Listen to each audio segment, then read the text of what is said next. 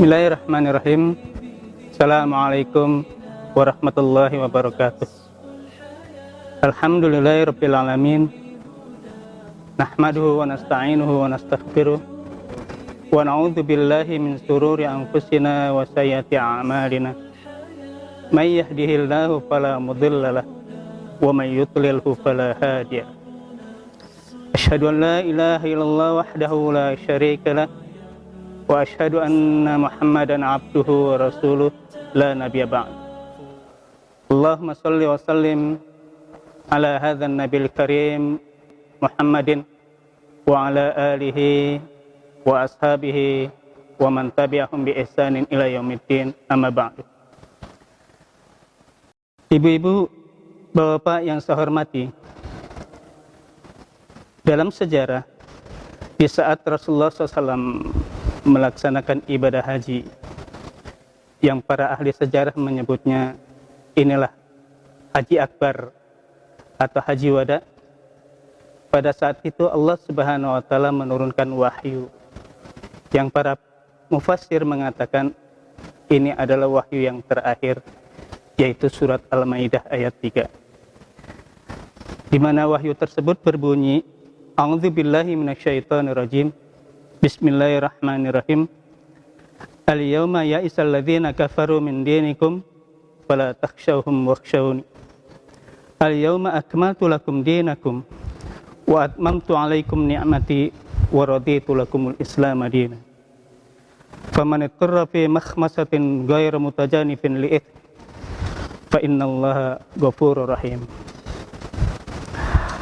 Pada hari itu orang-orang kafir telah berputus asa terhadap agama kamu. Maksudnya adalah di saat Rasulullah SAW menyebarkan ajaran Islam di kota Mekah, upaya orang-orang kafir Quraisy, masyarakat Mekah yang tidak menyukai Rasulullah SAW, mereka mencoba mengintimidasi, menteror Rasulullah SAW dan menyiksa para sahabat Rasulullah SAW, sehingga Rasulullah SAW melakukan berbagai upaya agar kaum muslimin yang ada di kota Mekah bisa nyaman, bisa tenang dalam hidupnya melaksanakan ajaran-ajaran Islam. Maka Rasulullah SAW memerintahkan kepada mereka untuk pindah dari kota Mekah, hijrah ke kota Habasyah. Inilah hijrah yang pertama kali Rasulullah SAW perintahkan kepada kaum muslimin. Namun upaya orang-orang kafir Quraisy tidak terhenti walaupun para sahabat sudah keluar dari kota Mekah. Masih terus melakukan teror dan upaya-upaya bagaimana supaya orang-orang yang sudah masuk Islam ini kembali kepada agama nenek moyang mereka. Sehingga Rasulullah SAW sendiri pun terancam jiwanya. Maka Allah Subhanahu wa taala memerintahkan kepada Rasulullah SAW untuk hijrah ke kota Madinah. Maka pindahlah Rasulullah SAW bersama kaum muslimin ke kota Madinah. Dan itu tidak menghentikan orang-orang kafir Quraisy dari upaya untuk menteror dan menyiksa kaum muslimin bersama Rasulullah SAW yang sudah ada di kota Madinah. Akhirnya terjadilah peperangan demi peperangan, dan itu dimenangkan oleh kaum muslimin. Yang puncak dari kemenangan kaum muslimin adalah butuhnya kota Mekah, yaitu peristiwa Fathul Mekah. Bapak, ibu-ibu yang saya hormati, disinilah orang-orang kafir Quraisy sudah tidak berdaya lagi di saat Rasulullah SAW melakukan Fathul Mekah. Mereka sudah menyerah, yang akhirnya mereka masuk Islam secara beramai-ramai, dan Rasulullah SAW memaafkan kesalahan-kesalahan yang mereka lakukan pada saat dahulu. Sehingga turunlah pada saat itu surat Idza jaa nasrullahi wal fath wa ra'aitan nasa yadkhuluna fi dinillahi afwaja fasabbih bihamdi rabbika wastaghfir innahu kana tawwaba. Bapak Ibu-ibu yang saya hormati, dari wahyu yang terakhir ini, potongan dari surat Al-Maidah ayat ketiga yang perlu saya garis bawahi adalah yaitu tentang kalimat wa atmamtu alaikum ni'mati, dan aku cukupkan nikmatku kepadamu.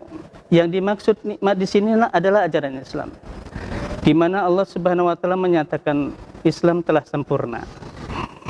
Islam telah sempurna Allah turunkan kepada Rasulullah SAW, sehingga Islam tidak perlu ditambah dan dikurangi lagi.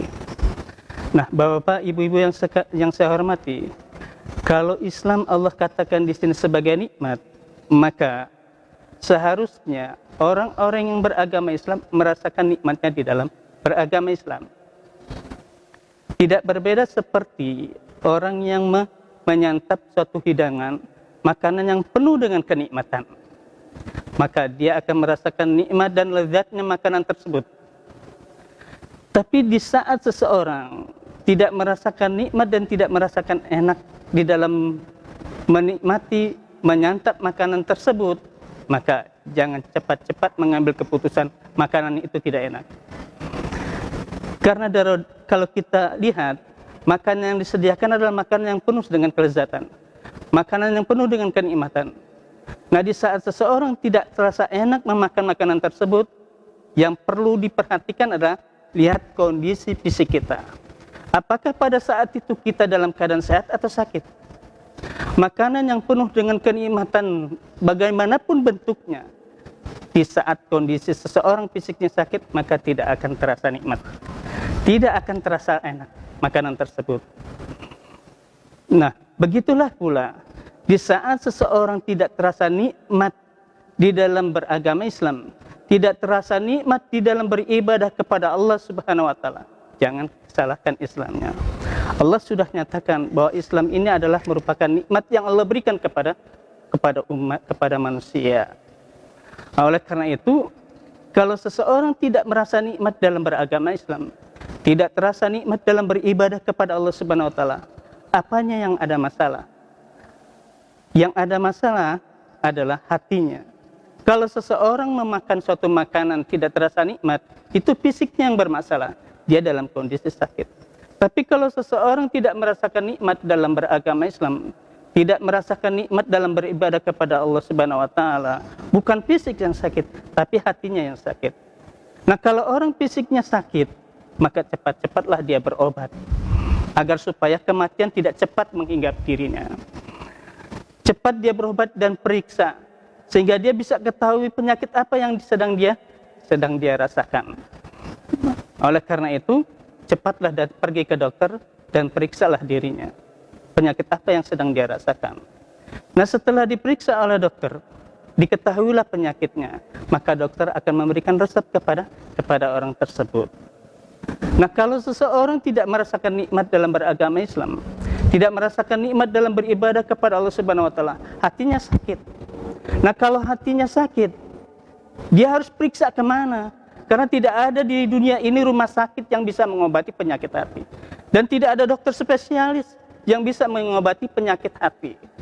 Nah, ternyata yang bisa menyembuhkan penyakit hati adalah Allah Subhanahu wa taala. Quran inilah yang bisa menyembuhkan penyakit yang ada dalam hati seseorang. Allah Subhanahu wa taala berfirman dalam surat Al-Isra, Allah Subhanahu wa taala katakan, "Wa nunazzilu minal Qur'an ma huwa syifaa'u wa rahmatul lil mu'minin wa la yazidu dzalimina illa khasara." Dan kamilah yang menurunkan Quran ini sebagai syifa bagi orang-orang mukmin, sebagai penawar, penyembuh penyakit yang ada di dalam hati seseorang.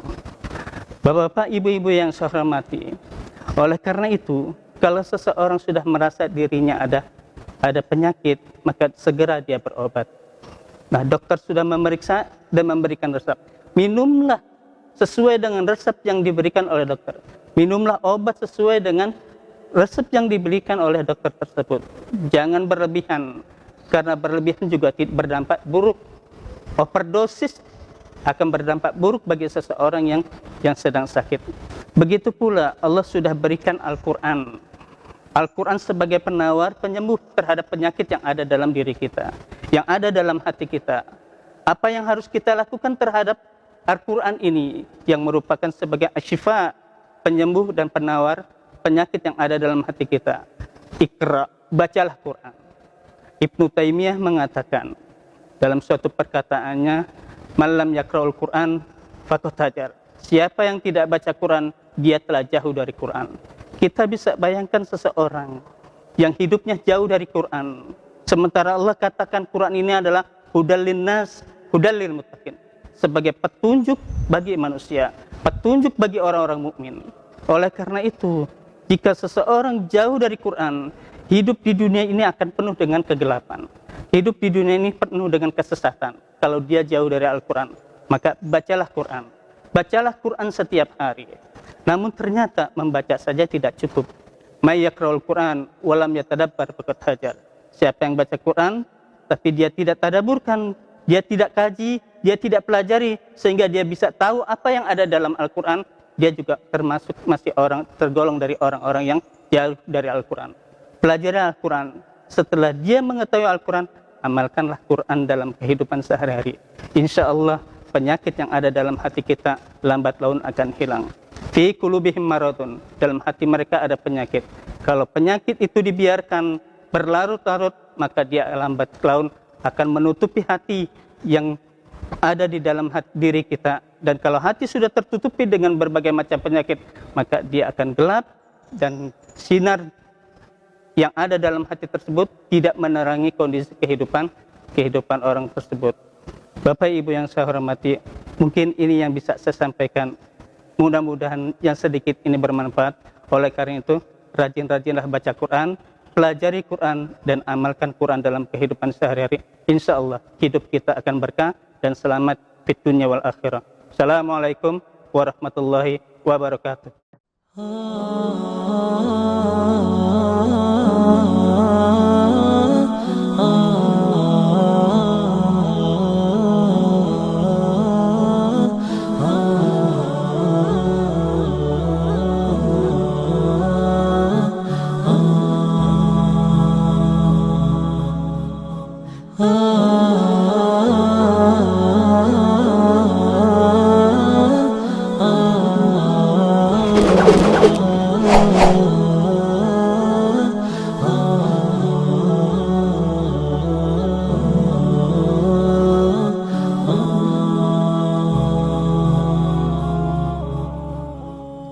جمال الوجود بذكر الإله وتصفو الحياة